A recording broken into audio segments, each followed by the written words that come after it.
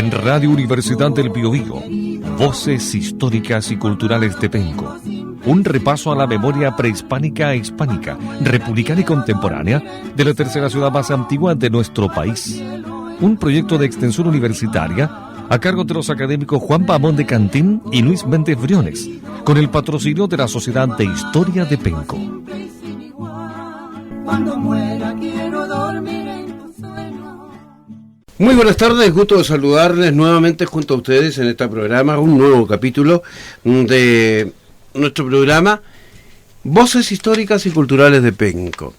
Una de las mayores intereses, los objetivos es conocer la historia real de Penco, tan escondida o tan ignorada por olvido quizás, o simplemente porque estamos tan cerca que queremos conocerla.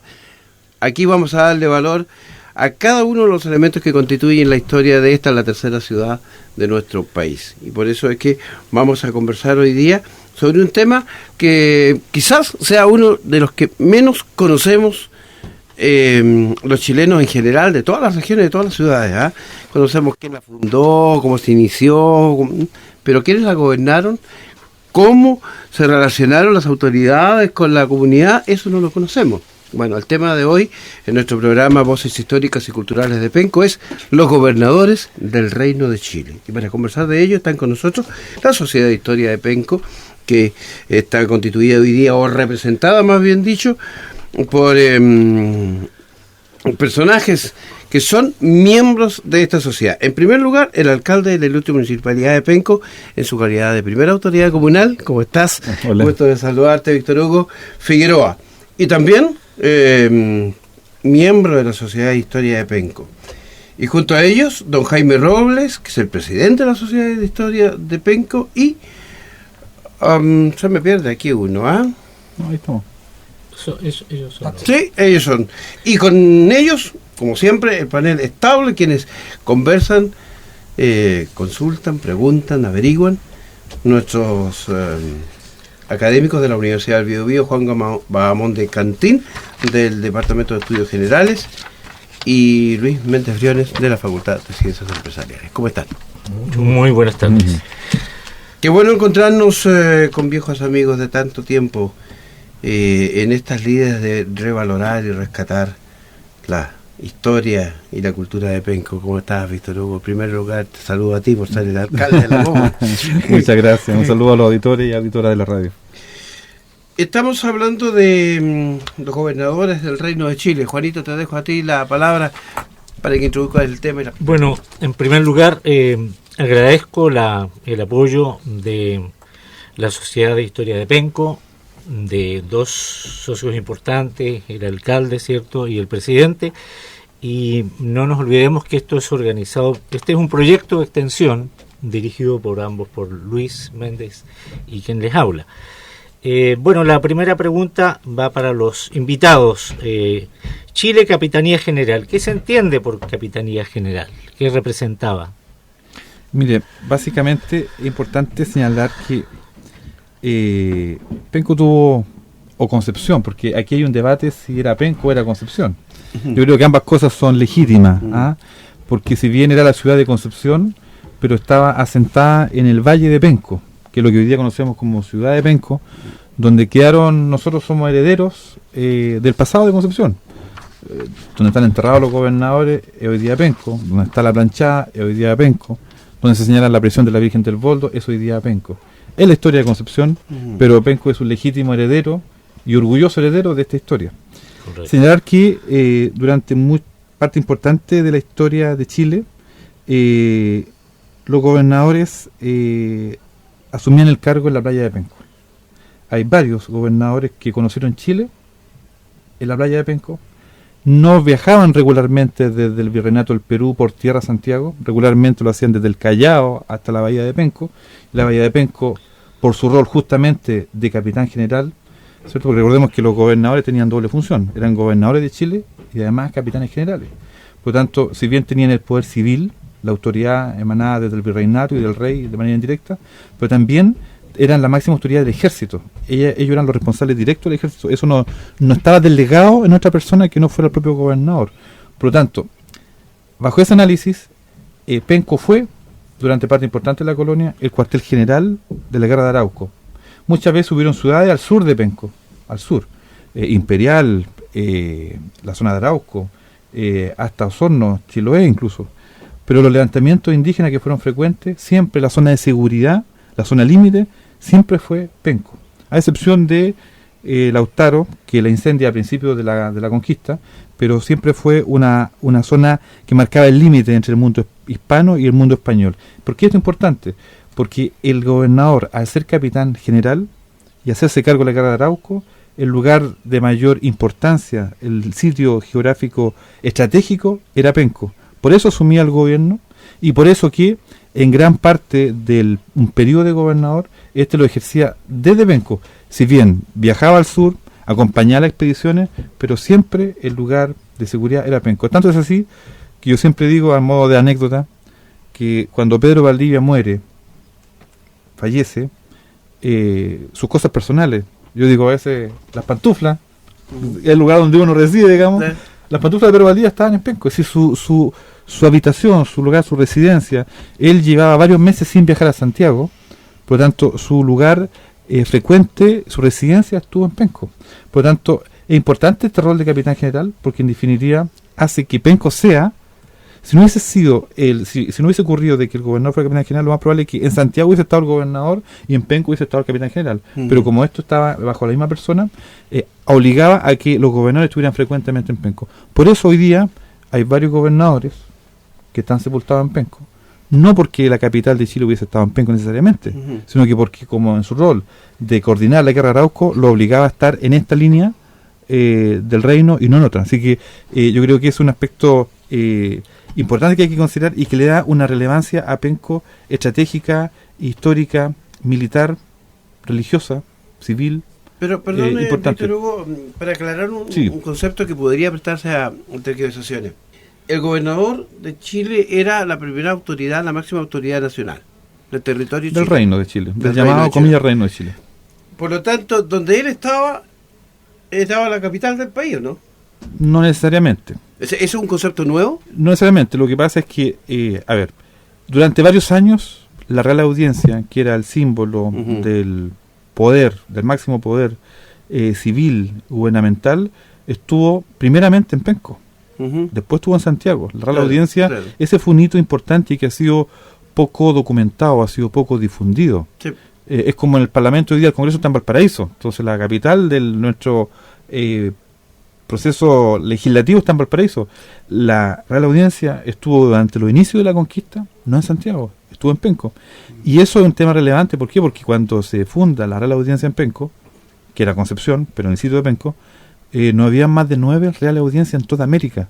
Significa que nuestra audiencia era tan antigua como la de Argentina, como la del Virreinato del Perú, como la que estaba en Panamá, entonces en México, por ejemplo. Entonces, ahora, la figura del gobernador era claramente importante. Tanto es así que con el tiempo la Real Audiencia se instala en Santiago, pero el gobernador, si uno lograra medir el tiempo, los gobernadores tuvieron más tiempo en la guerra de Arauco, estuvieron más tiempo en Penco, que lo que estuvieron en Santiago, donde estaba realmente el poder civil de la época. No, era para enfatizar el punto que hacía Víctor Hugo respecto de la importancia de la figura del capitán general. Habría que preguntarse si no hubiese existido la guerra de Arauco, si no hubiese habido esta oposición férrea del Mapuche al sur del Biobío, probablemente la figura del capitán general no hubiese sido tan preponderante, no hubiese sido tan fundamental. Quizás solamente hubiese quedado la figura del gobernador en su calidad de gobernador, en su calidad de jefe administrativo del territorio. Por eso que tiene tanta relevancia esta figura del capitán general, porque estaba en una zona militarizada, es zona de guerra, ¿ya? En donde en una primera etapa el gobernador tiene que reunir a estos conquistadores que vienen, digamos, con lo opuesto, a tomar el territorio, a ganar espacios de tierra, encomiendas, en fin, y después del desastre Curalaba, ¿cierto?, de 1598, recién ahí es donde con la llegada de uno de los gobernadores más importantes, Alonso de Rivera, se toma conciencia que este territorio necesita ya no solamente a vecinos con armas, sino que a militares, ¿ya? Entonces, enfatizo ese punto porque es efectivamente el territorio al sur del Biobío, donde la plaza de frontera, donde el cuartel general se ubica en lo que hoy día conocemos como Penco. Ese es un punto. Y el otro punto, también para zanjarlo, es que cuando hablamos de la historia de Concepción y de Penco, estamos hablando de un mismo territorio. Porque al final lo que enfatizamos es el territorio, ¿ya? Y para enfatizar eso, la importancia de aquello, es que cuando llega Pedro Valdivia al cerro que hoy día conocemos como Bellavista Sur, ¿cierto? Un 23 de febrero de 1550, no llega a un lugar innominado, llega a un lugar con nombre propio, aborigen, el Valle de Peguco, Penguco para ser más exacto, ¿no? en lengua mapuche. Y entonces es el Penco que ya existe, ¿cierto? Aborigen, que luego, 8 meses después de la llegada de Pedro Valdivia, recibe un nombre castellano, ¿ah? La Concepción de María Purísima del Nuevo Extremo. Pero sigue estando ese emplazamiento español en un territorio propio aborigen con nombre propio, Penco, ¿cierto? Y después del paso de los años, con el traslado de la ciudad de Concepción al Valle de la Mocha en 1751, después del terremoto de 1751, vuelve a tomar Penco su nombre original. Entonces, ese punto muy importante, Penco ha sido Penco desde antes de que fuera Concepción. Una pregunta, ¿cómo se produce esta importancia de Penco? Porque nosotros tenemos el concepto que se nos enseña de la historia, que Pedro Valdivia transitó muy fácilmente desde el límite con Perú, por el desierto, y hasta Santiago y hasta el Maule. En la ribera sur del Maule se encontró con los mapuches. La primera frontera, el primer enfrentamiento con los mapuches es en el Maule, en la ribera sur del río Maule. ¿Cómo se produce este traslado de la frontera de la ribera sur del río Maule a la bahía de Concepción o bahía de Penco y al río Biobío? Yo creo que básicamente por una cosa más bien lógica. Cuando uno ejerce presión, es decir, el fuerte del contingente mapuche estaba del Maule al sur, pero a medida que avanzaba la expedición española, claramente al avanzar se logra generar, a medida que avanza, mayor presión de resistencia hasta este avance. Lo que ocurría desde el Maule hasta el Andalieno, hasta el Biobío, era la primera línea, la primera franja. Claro. Pero cuando pasa el Biobío, claramente esa hostilidad empieza a aumentar, empieza el repliegue de la fuerza mapuche, y claramente de ahí para el sur se hace más incontenible. Por eso al final muchos historiadores señalan que Penco fue este límite. De hecho, Vicuña Maquena dice: del Maule al norte era Chile y del Maule al sur era Penco. Sí. Y quiero decir algo, que Jaime lo tocó muy sucintamente. Esto de que Concepción estuvo en Penco generó un tema que para muchos no nos damos cuenta, pero tiene que ver con el gentilicio. Sí. El gentilicio de los que nacen en Concepción, en Argentina se le llama concepcioninos, y los que nacieron en Concepción, en el famoso villorrio de la batalla de la Concepción en Perú, en la sierra peruana, se le llama concepcionenses. Y a los de Concepción en Chile se le llama penquista. Pero deberíamos llamar concepcionense o purísimo, porque la ciudad se llama Purísima. Claro, pero es un elemento que al final genera todo un debate posterior, en el año 1760, 1770, respecto a quién eran penquistas y quién eran pencones. Entonces, ese también es un capítulo interesante de nuestra historia. Sí, mira, yo en primer lugar quiero agradecer la presencia de Jaime Robles y de Víctor Hugo Figueroa, ambos miembros de la Sociedad de Historia de Penco. Ellos siempre con mucha modestia se dice que son historiadores aficionados. Yo no sé, en Chile creo que no existe el título de historiador, ¿ya? Pero yo creo que se es historiador en la medida que uno va adentrándose en el conocimiento de la historia de un lugar. Y yo creo que ellos han hecho un loable esfuerzo de conocer, de divulgar y de escribir, como ha sido el caso de Víctor Hugo, la rica historia de esta hermosa y tan bella ciudad. Es por eso que nosotros le hemos invitado hoy día y hemos traído a la conversación el tema de los gobernadores del Reino de Chile, porque la verdad es que son gobernadores en Chile, tú debes tener la cuenta, Víctor Hugo, deben haber habido más de 20 o 25 gobernadores en casi 300 años, y la historia oficial se habla poco de ellos. Con el agravante de que varios de ellos vivieron en Penco, en la ciudad de Concepción en aquella época, y están sepultados allí. Los sitios de sepultación con el correr de los años se han perdido, pero obviamente que el hecho social y político de haber fallecido y haber vivido en Penco es de suma relevancia para rescatar la historia y el conocimiento de estos hechos. Por eso que le hemos invitado a tratar este tema y abordar. Entonces la pregunta concretamente es, ¿cuáles de estos gobernadores fueron los que más historia hicieron en la joven ciudad de Concepción de la época y cómo han trascendido al tiempo actual? Sí, la verdad que es un capítulo importante también, y aquí nosotros en esta amistosa pugna con Concepción, la verdad que nosotros tenemos la ventaja de que gracias a cartografía encontrada no hace tanto tiempo y con información recopilada, hemos logrado determinar primero que de los más de 30 gobernadores que existieron en la colonia, poco más de 10 fallecieron en Chile. Poco más de 10. 2 fallecieron en combate, Óñez de Loyola y Pero Valdivia. Creo que son 11 o 12 los que murieron en forma natural, digamos, no en combate. Y de esos la mitad, o más de la mitad, están sepultados en Penco. Ese solo indicador señala que el lugar de frecuente morada era Penco, claro. Primero. Y segundo, la importancia estratégica que tenía. Justamente, o sea, y segundo, que nosotros gracias a esta cartografía hemos logrado determinar dónde están sepultados estos gobernadores. Recordemos que en la época los españoles trabajaban mucho un sistema undamario, un sistema de cuadrícula, donde se trabajaba mucho la designación de la vivienda y de las instituciones públicas a través de solares.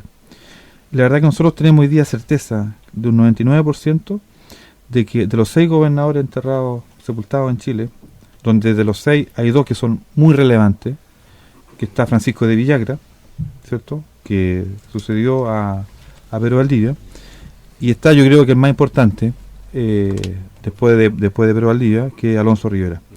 Ellos están sepultados hoy día en Penco. La información que tenemos es que ellos fueron sepultados en la orden franciscana, en la iglesia franciscana. La información que tenemos es que la congregación franciscana estuvo en un solar determinado y que a pesar de los avances, la modificación y la destrucción de la ciudad, siempre fue el mismo solar, siempre fue el mismo lugar. No había bienes raíces en esa época, ni había notaría, pero se determinaba de que ese espacio era de una congregación religiosa y se respetaba. De hecho, tan rígido era esto, tan rígido, que cuando una congregación quedó muy cerca de otra, hubieron intentos insistentes por tratar de que esa congregación se corriera un poquito más allá porque le estaba perjudicando a otra congregación, le estaba perjudicando su zona. Entonces, no es que un año estuvieran aquí y otro año allá, no. Es como la catedral hoy día. Es difícil pensar que la catedral de Constitución esté en otro lugar que el que tiene actualmente. Y bajo esa lógica, nosotros tenemos 5 de 6 gobernadores, información fidedigna, que fueron sepultados en el altar de la congregación de San Francisco. Y nosotros tenemos el lugar exacto, el solar, donde está, donde existió esta congregación. Por tanto, nosotros podemos a futuro soñar, y un sueño personal, y como alcalde voy a hacer todo lo que esté en mi mano, para poder, en aquel solar de la orden franciscana, donde no tenemos ningún antecedente de que esas reliquias, esos cuerpos, esos restos, hayan sido alguna vez retirados del lugar, queremos algún día hacer algún tipo de sondaje, algún tipo de excavación arqueológica que nos permita recuperar cuerpos de gobernadores. Según yo, ese sería el hallazgo del siglo. Tenemos información bastante contundente para afirmar esto. De hecho, el otro día, y a modo de comentario, tuve la suerte de conocer a un arqueólogo forense mexicano, que estamos trabajando en Penco la recuperación de osamenta del cementerio de Penco, que producto del terremoto se dañaron los nichos, de alguna manera se mezclaron los restos de osamenta y está en un proceso de reconocimiento, y él me dice que él ha hecho este trabajo anteriormente y que es posible hoy día detectar y rescatar osamenta de hace 400 años. Por lo tanto, creo que sería un avance importante el poder determinar ese lugar hoy día. Para los que viven en Penco, saben muy bien a qué me refiero. Me refiero a la esquina o la intersección de las calles que da entre calle Penco y en calle Las Heras. En esa esquina hoy día hay un colegio, hay una escuela particular, y en ese lugar funcionó la congregación de la orden franciscana, y ahí hay 5 gobernadores. El otro gobernador, el sexto, se enterró donde está la congregación de los jesuitas, donde existió, y también lo quiero decir, ¿cierto? Aprovechando los micrófonos del programa, que los jesuitas tuvieron la primera universidad reconocida por la iglesia por un lado y por el rey por el otro. Por eso se llama Real Universidad Pencopolitana, y que estaba a 2 cuadras de donde están sepultados los gobernadores. Por lo tanto, yo creo que esto de que los gobernadores estén sepultados en Penco es un tema que no hay que pensarlo como algo del pasado, como algo nostálgico, sino que a futuro tenemos que tener una actitud más proactiva para ver cómo recuperamos los restos que, no me cabe la menor duda, que al gobierno español le va a interesar recuperar restos de gobernadores, digamos, que ni en Santiago hoy día están en condiciones de decir aquí están sepultados tales o cuales gobernadores. Mira, respecto de lo que tú dices, Víctor Hugo, hay bastante material y lo vamos a conversar, pero vamos a una pausa musical, ¿parece? Okay. Vamos a ver una pausa musical con un tema, la historia no contada del conjunto Peguco. Vamos a escuchar este tema, vamos a hacer algún comentario posterior al tema, porque tiene un nombre muy especial y además lo interpreta un conjunto de folclore conocidísimo y de vasta trayectoria, conjunto Peguco. Vamos al tema musical y retornamos a la conversación.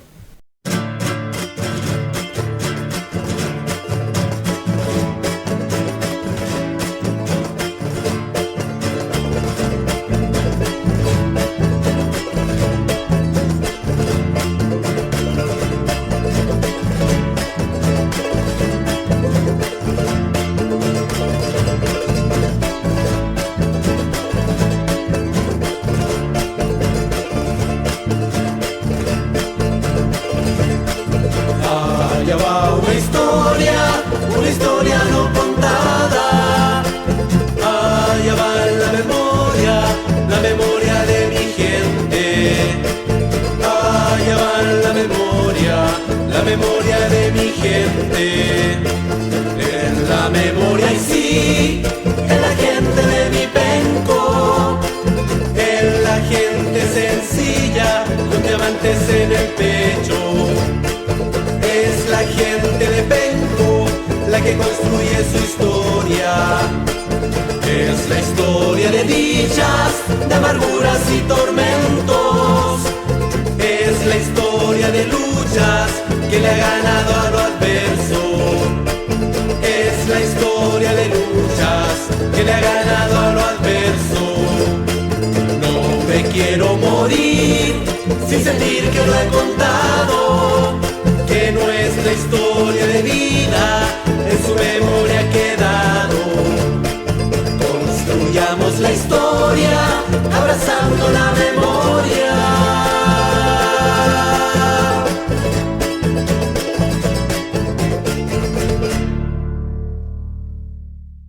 Retornamos a la conversación con los profesores Juan Bahamondes, Luis Méndez, Jaime Robles y el alcalde de Penco, Víctor Hugo Figueroa. La Sociedad de Historia de Penco y los académicos de la UBB en nuestro programa Voces Históricas y Culturales de Penco. Hay un pequeño detalle respecto a lo que tú narrabas recién, Víctor Hugo, y que a mí me parece interesante. Cuando los españoles, como tú decías, en cuadraturas las ciudades, lo primero que fijaban eran las cuatro templos que entregaban a la iglesia, 4 lugares solares que le entregaban a la iglesia y que eran equidistantes al centro. Cuando se traslada Concepción al Valle de la Mochita, se instalan las cuatro órdenes religiosas: mercedarios, agustinos, franciscanos y dominicos. Los 4. Es que eran 6, pero... Claro, pero esas 4 las instalaron allí. ¿Sí? No sería posible que cuando las instalaron hubiesen traído esos restos los franciscanos a Maipú con Lincoyán, donde están ahora los capuchinos franciscanos. Sí, la verdad que la documentación que hemos tenido acceso, por ejemplo, los jesuitas tenían donde estaba la Universidad Pencopolitana, tenían a los monjes que fallecieron en el desastre de Licura, y ellos narran que ellos sacaron las reliquias de ahí y se las trajeron, ¿cierto? Porque eran de mucho valor, ¿cierto? Estuvieron en Penco 20 años hasta que se trasladaron a la ciudad y se lo llevaron hacia Concepción. Pero de los gobernadores no hay ninguna evidencia, ninguna evidencia de que estos hayan sido trasladados en aquellos años. Información que puede haber sido relevante. Nosotros hemos tenido acceso a información de la época, es decir, hablemos de tiempo real de la época de los franciscanos, ¿cierto? Recordemos que esto no ocurrió tan tardíamente, es decir, esto ocurrió en 1760, 1770, ya había harta bibliografía, había harta documentación, Sí, claro. y no está señalado ni consignado que el traslado de los franciscanos haya implicado el traslado de los restos de los gobernadores. Tengo a pensar que no. De haber sido así, yo creo que entre toda la bibliografía que hay de los documentos de la época se habría señalado.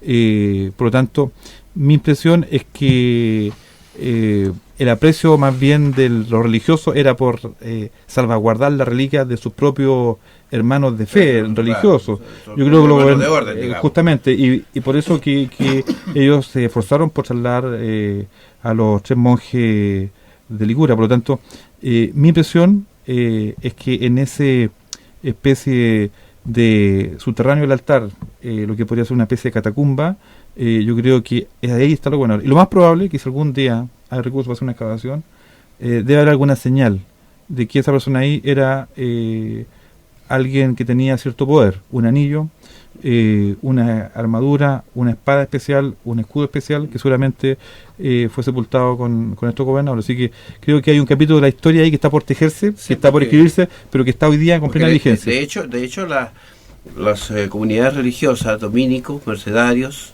franciscanos, dominicos, Agustino. tienen, y agustinos, y los jesuitas acá en Sí. Carrera con Nicolás, tienen abajo sus catacumbas. Una- Sí, una- tienen una sus- cripta. Sí, Sí. las tienen las Una criptas. Yo cripta. conozco Sí. por lo menos la de los franciscanos. Sí. Pero no sé, no me requería decir. Y ahí, si están, te aseguro que ahí habrían estado los gobernadores. Deberían Y te aseguro estar. que no están. Por lo tanto, están en Penco. Están en Penco. Bueno, junto con lo que estamos conversando y habiendo vuelto del intermedio musical, Sí, por eso es que- quería hacer el alcance que la música que acompaña este proyecto que estamos haciendo con la Universidad del Biobío y la Sociedad de Historia de Penco, la música que va a ir siempre acompañando el programa, es música que tiene una particularidad, que habla de la historia de Penco y además está interpretada por artistas de Penco. Habíamos escuchado recién la historia no contada del conjunto Peguco, y justamente esa canción hablaba de lo que estamos hoy día poniendo en valor. No vamos a decir recuperar la historia, porque suena extraño recuperar la historia cuando la historia está. La historia existe. El tema es cómo uno se incorpora a esa historia que está presente. Pero ponerle en valor podría ser. Exactamente. Entonces la música lo que hace es relacionar a las personas a través de este arte, de la letra, de la música, de la melodía, de encantar a las personas para conocer un poco más acerca de lo que escuchó. En este caso una canción. La historia no contada corresponde justamente a una de esas motivaciones que tenemos hoy día en Penco. Y así todas las canciones que acompañan los distintos programas, los distintos capítulos, tendrán esa particularidad. Así escucharemos otras canciones que hablen de otras temáticas, la Virgen del Boldo, qué sé yo, de personajes de Penco, de situaciones vividas en Penco, en fin. Lo dejamos presente para que lo tengan también, con mucha atención los auditores a escuchar esta parte del programa que tiene también esa particularidad. ¿Puede decir el autor de la letra de las canciones? Algunas letras corresponden a Gisela Hernández, en el caso Peguco, otras corresponden a la señora Carmen Donoso, otras a Enrique de Penco, otras a Lito Torres, en fin, hay muchos compositores que están involucrados en este trabajo y que también invitamos a través de la Sociedad de Historia a que se potencie. Hoy día hemos rescatado, por decirlo así, o catalogado 17 canciones de distintos compositores que de una u otra forma hablan de la historia de Penco. Pero claramente tenemos una deuda ahí porque deberían ser muchas más canciones, muchos más autores, porque hay mucha más historia que contar. Así que estamos llamando a ese propósito. Eso es lo que significa que tenemos que hacer más de 7 capítulos. Sí, y yo quiero llevarlos de vuelta un poco al tema. Víctor Hugo hablaba de las circunstancias de la sepultación de estos personajes, pero de ellos, ¿cuál, a juicio de ustedes, ha sido el que más ha marcado la historia por su trascendencia, por sus obras, por su importancia militar? ¿Cuál les dirían ustedes de estos gobernadores el que más ha trascendido en el tiempo y podríamos rescatar hoy día?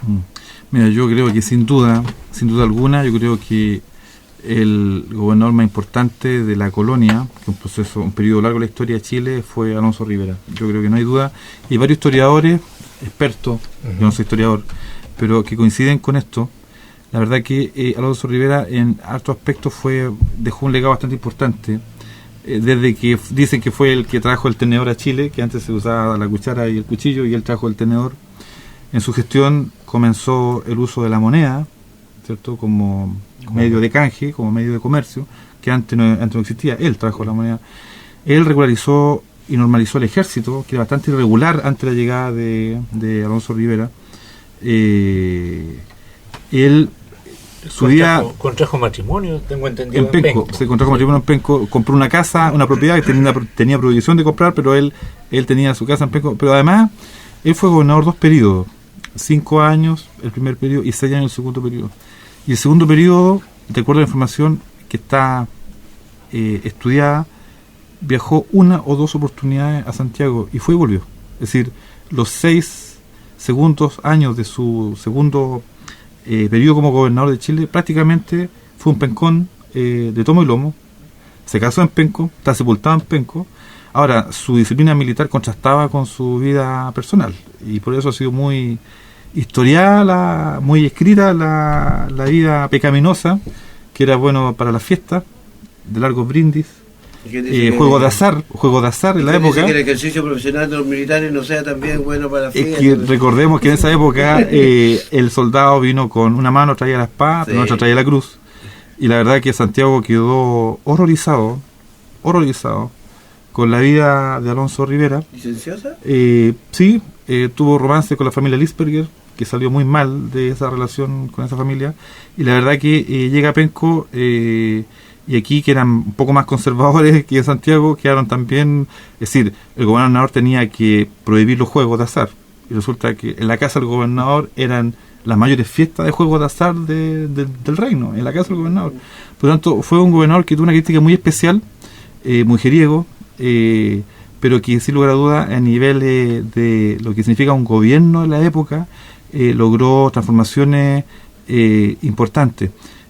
Hay un hecho que yo lo leí de un libro que estaba en holandés, y que en español la traducción decía que cuando estuvo acá, cuando pasó por las costas de Penco, por la vía de Penco, y se instaló en la isla Quiriquina, el pirata holandés Jorge van Spilbergen, y él quería entrar a Penco, como lo habían hecho, como lo hicieron posteriormente después en Coquimbo. Los corsarios holandeses querían invadir la ciudad, y pregunta quién está a cargo, y le dicen que es Alonso Rivera. Él en su libro de viaje escribe, no, si está este señor, prefiero rumbo al norte, porque es muy temido en toda Europa, es temido en toda Francia, combatió en Flandes y goza de gran prestigio. Eso escribió un holandés protestante de Alonso Rivera.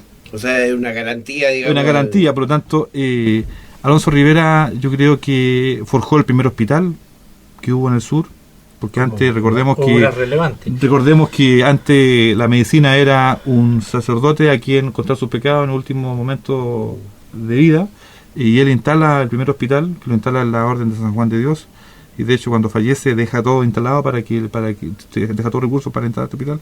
Entonces, si uno analiza la obra de Alonso Rivera, yo creo que fue uno de los más trascendentes, además por la cantidad de años, y en lo personal a mí me gusta porque estuvo 6 años de fracción gobernando Chile desde Penco. A él le encantaba Penco, le encantaba esta bahía, y prácticamente, si bien iba al sur en algunas expediciones, pero a poco tiempo volvía, y yo no me cabe la menor duda que Alonso Rivera fue un enamorado de la Alonso de Rivera. Alonso Rivera, y que la carretera que une la rotonda con el mall lleva el nombre de Alonso Rivera. Yo espero que en algún momento en Penco le hagamos un poco de justicia a este gobernador, que sin entrar a catalogar si los conquistadores eran buenos o malos, si el movimiento mapuche era bueno o malo, en fin, yo lo que quiero es rescatar la figura de Alonso Rivera como alguien que tuvo una fuerte presencia en nuestra ciudad y que está hasta el día de hoy sepultado en nuestras calles.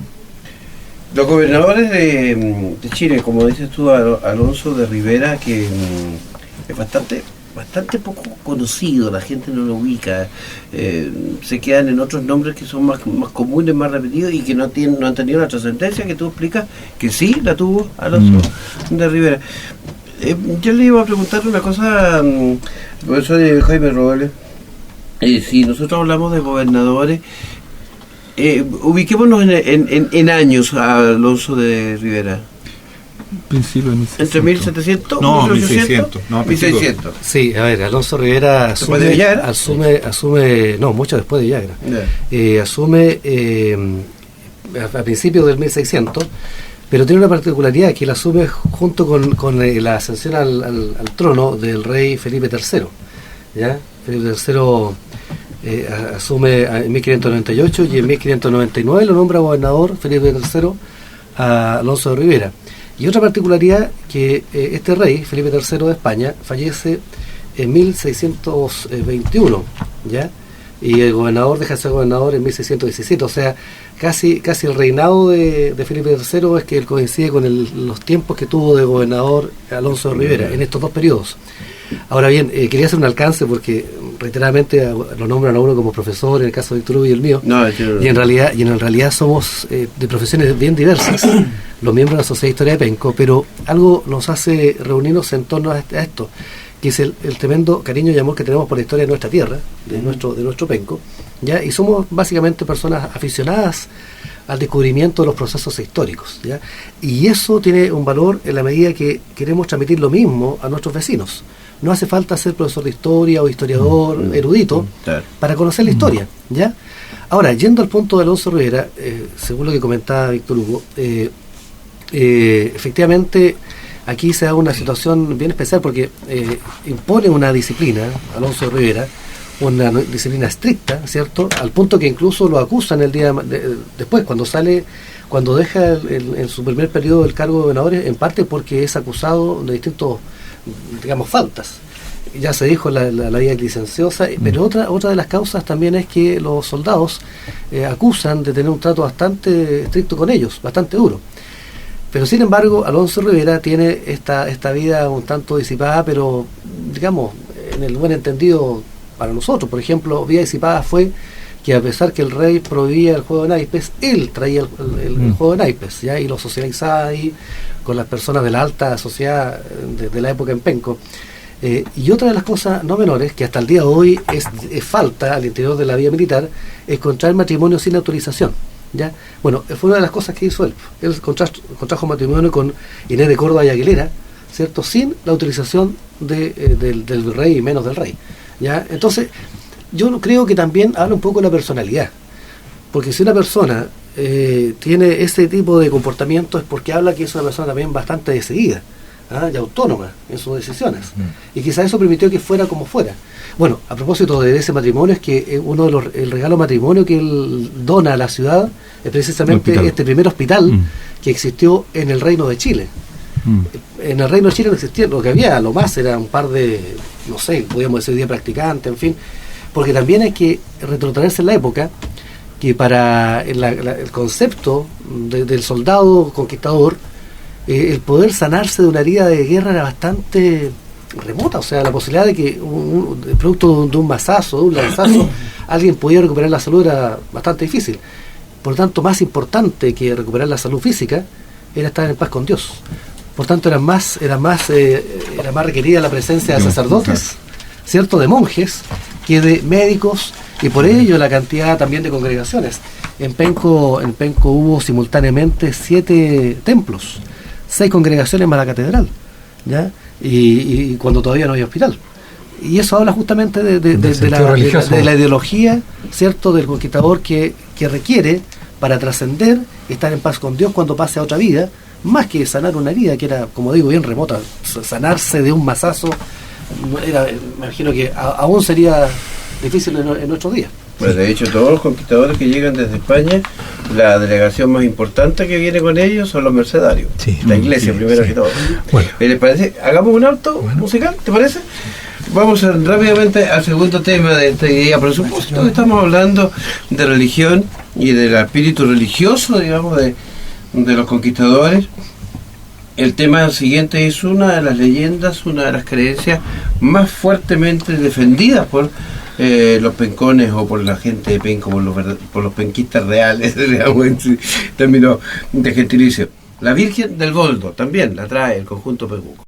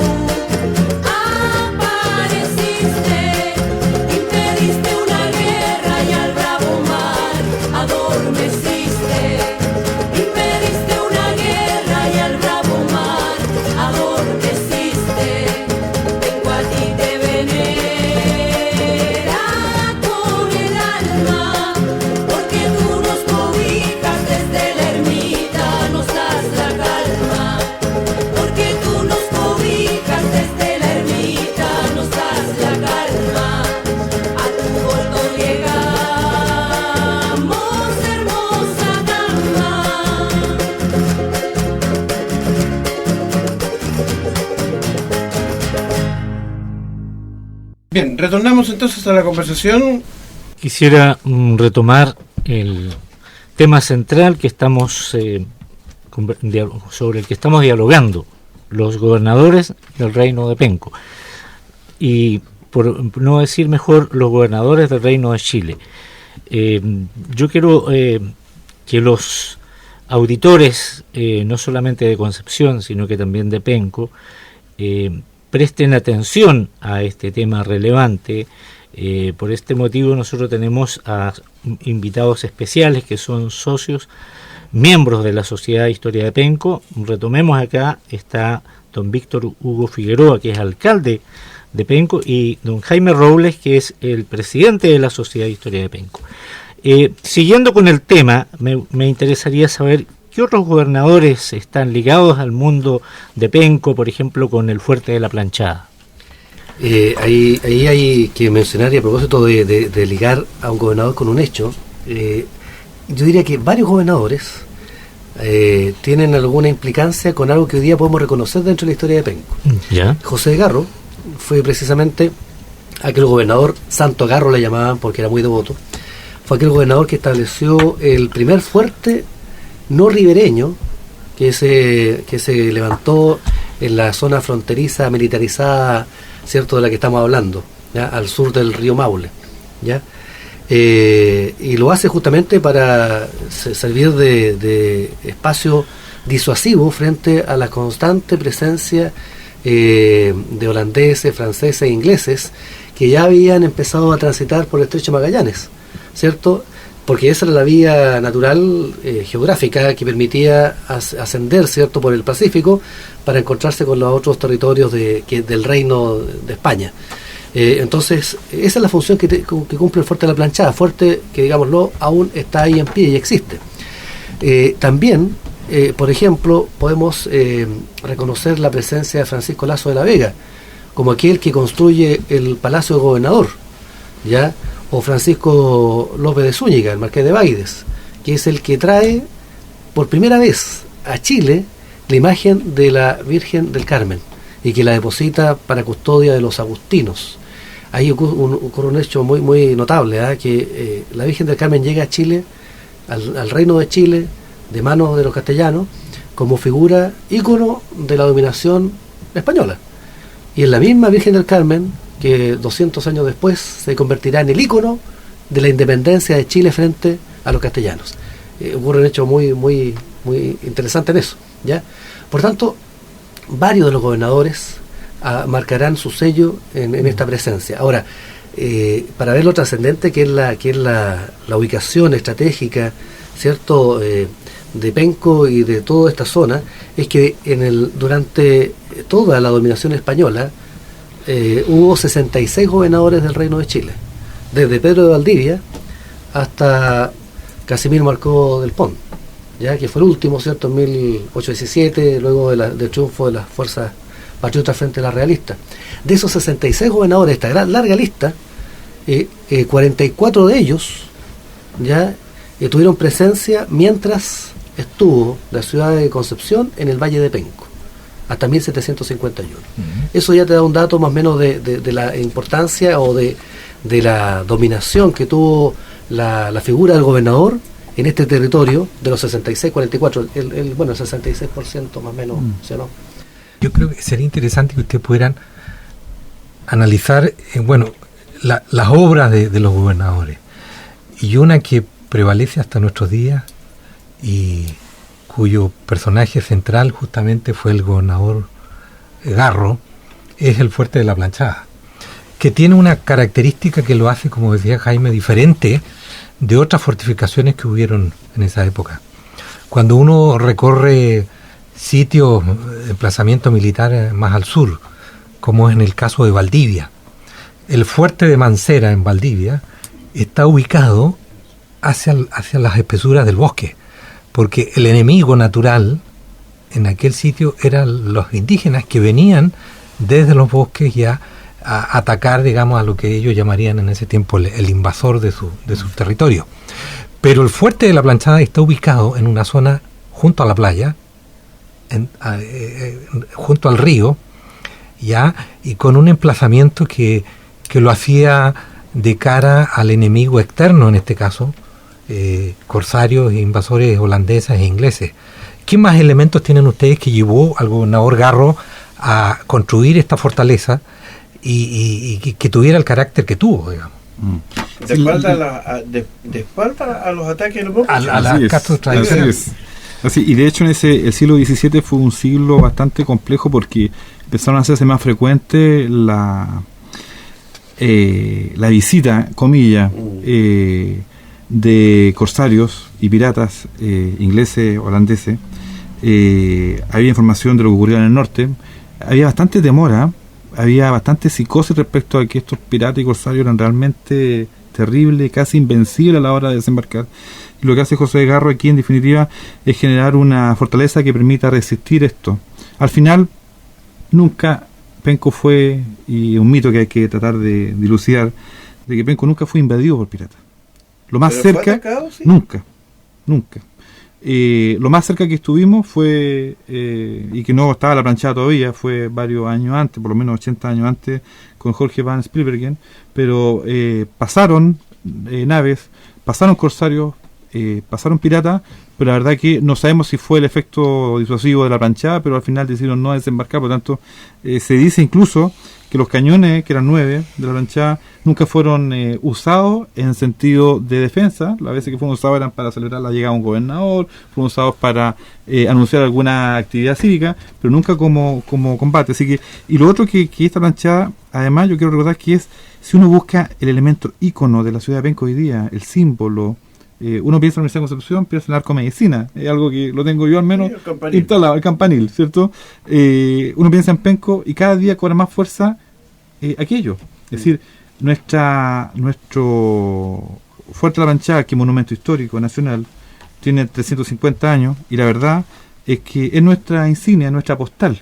Y créame que nosotros como municipio, y aquí me saco la camiseta de socio y ya hablo como alcalde, queremos estos 4 años hacer un proyecto que nos permita mejorar las condiciones de este monumento, porque mira, este monumento ha resistido, imagínate cuántos terremotos en 150 años, cuántos tsunamis ha resistido, cuántos combates y enfrentamientos de todo tipo ha logrado sobrevivir pero la mano del hombre hoy día, la mano del hombre, de los vecinos de hoy día, lo están dañando de manera irreparable. Y es por eso que creemos que es importante tener una actitud un poco más proactiva para poder salvaguardar, recuperar, poner en valor nuestro Fuerte de Planchada, que ya lamentablemente a principios de siglo, con la llegada del tren a Penco, a fines del siglo XIX, destruyen parte importante de este fuerte, que fue, comillas, un crimen irreparable, ¿cierto? Por el desarrollo, por el progreso del ferrocarril, pero creemos que lo que queda, que debe ser como un tercio del fuerte original,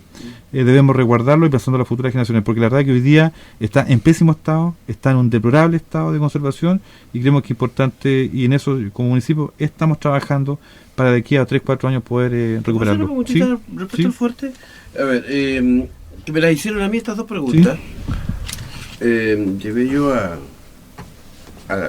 mi actual nuera, la llevé a conocer Penco porque ella es periodista y le gusta mucho la historia, qué sé yo. Entonces quería conocer Penco, ella es de Temuco, y la llevé y le mostré yo entonces ella me hizo dos preguntas y que yo no supe responderle, pues la verdad es que no tenía idea.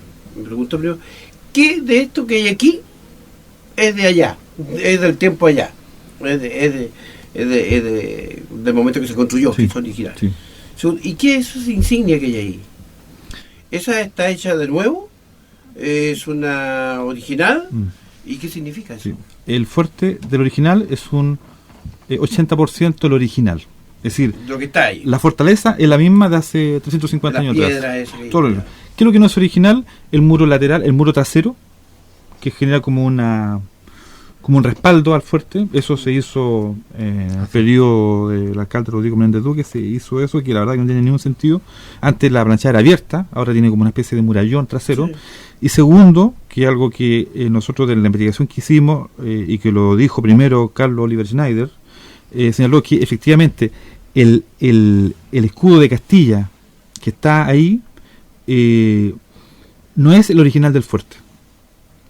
porque ese escudo, la tesis que maneja Carlos Oliver Schneider, y después de yo leer mucha información, llegué a la misma conclusión, es que el escudo de Castilla que está ahí pertenecía a la casa al palacio del gobernador que estaba a 2 cuadras más atrás, que producto del terremoto de 1751 señala que lo más probable es que esa mole de granito, esa mole de piedra que tenía el escudo de Castilla, que era propio de los palacios de los gobernadores, fue trasladada al fuerte de la Planchada por alguna mano caritativa, lo trajeron y lo incrustaron, ¿cierto?, en el fuerte de la Planchada, siendo originalmente del palacio del gobernador. Ahora, la tesis que manejan varios es que es probable que la mole donde está el escudo de Castilla sea más antigua incluso que el fuerte de la Planchada, porque si es el original del palacio del gobernador, si es el original, tiene por lo menos 50 años más que el fuerte de la Planchada. Ahora, lamentablemente, durante una reparación que se hizo, ese escudo fue retallado, reesculpido.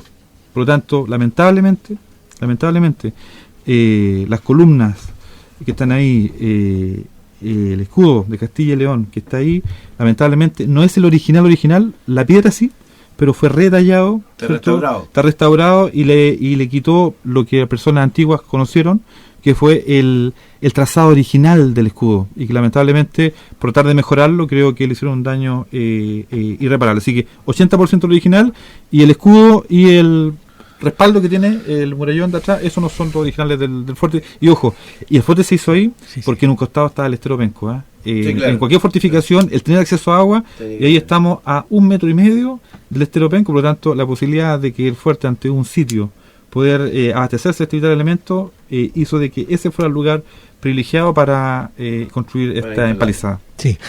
Ahora, respecto de este mismo hecho, parece ser que toda esa cuadrícula ahí podría tener lo que llamaríamos en esa época, pero en palabras de hoy día, una especie de barrio cívico. Claro.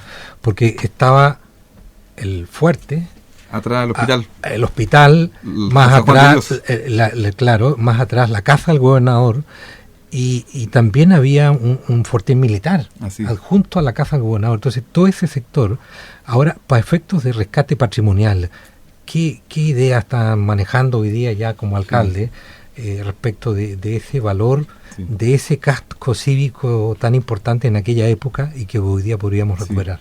La verdad que hay que decir, en esa época la ciudad comenzaba en lo que los pencones saben muy bien, calle Talcahuano, y la ciudad terminaba en el estero. Por lo tanto, digámoslo, hay que decirlo, que el barrio cívico, el Palacio del Gobernador estaba en la retaguardia de cualquier ataque mapuche. Es decir, el ataque venía del sur. Por lo tanto, el Palacio del Gobernador estaba atrás, estaba en la zona más segura, ¿cierto? Y cerca del fuerte. Y efectivamente, es el barrio más histórico, y de hecho, a 2 cuadras de ahí estaba la plaza, a 2 cuadras de ahí estaba la universidad, en fin, la catedral. Tenemos imágenes, tenemos pintura de la época de la catedral en Penco, que era de Concepción, que está sede en Penco. Pero la verdad que hoy día, por los terremotos, los tsunamis, la verdad que no hay ni un vestigio. Es decir, además que el mar subió, avanzó muchas veces, y no tan solo una vez, muchas veces. Claro. Por lo tanto, es difícil hacer un rescate patrimonial. Hoy día, ¿qué es lo que hemos hecho? Con la Sociedad de Historia hemos puesto plaquitas en los lugares diciendo: aquí estuvo el Palacio del Gobernador, aquí estuvo la Universidad Metropolitana, aquí estuvo la catedral, aquí estuvo el primer hospital, aquí estuvo la Planchada, porque no nos queda más, porque lamentablemente es difícil hacer un rescate patrimonial cuando esa zona ha sido devastada 30 veces, y de hecho Concepción está acá hoy día en la Valle de la Mocha porque los penquistas de la época en Penco estaban ya aburridos de reconstruir la ciudad, de que se vuelva a caer, volverla a construir, que se vuelva a caer. La verdad que... ¿O eran los mapuches o era el mar? Una o dos. Y las dos hicieron de la suya en la colección. Hay antecedentes que en Penco han habido 6 maremotos. Sí. ¿Ya? Con su correspondiente terremoto de por medio, y por lo tanto la destrucción de la ciudad fue implacable. Bien, Luis, Juan, los académicos de nuestra universidad, Luis Méndez y Juan Bamonde, que despiden el programa. Le agradecemos al alcalde Víctor Hugo Figueroa y también a Jaime Robles.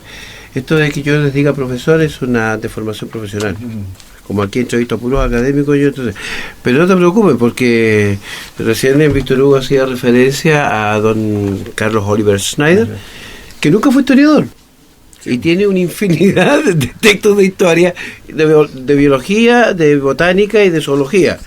Pero él nunca fue historiador, y siempre le dijimos profesor, siempre se le dijo profesor a don Carlos Oliver Schneider. Juanito, Luis.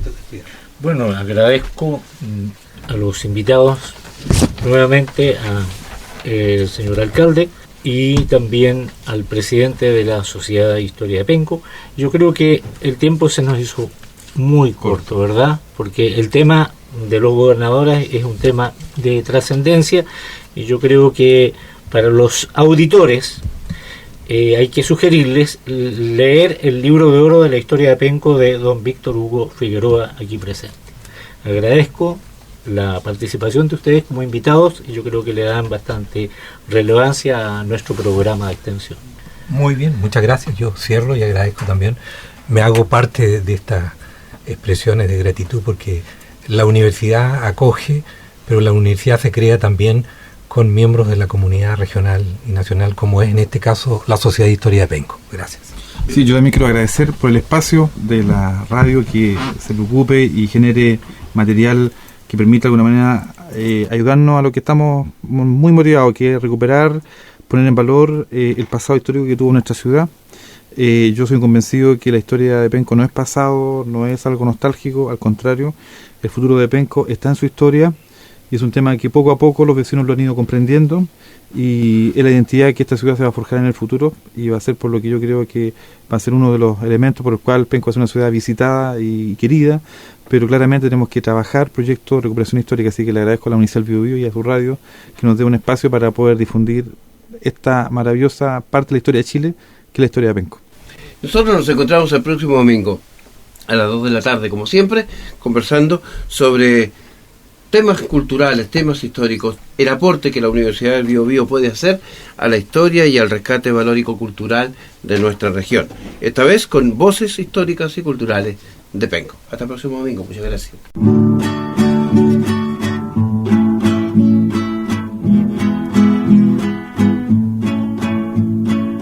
En Radio Universidad del Biobío, voces históricas y culturales de Penco. Un repaso a la memoria prehispánica e hispánica, republicana y contemporánea de la tercera ciudad más antigua de nuestro país. Un proyecto de extensión universitaria a cargo de los académicos Juan Pamón de Cantín y Luis Méndez Briones, con el patrocinio de la Sociedad de Historia de Penco.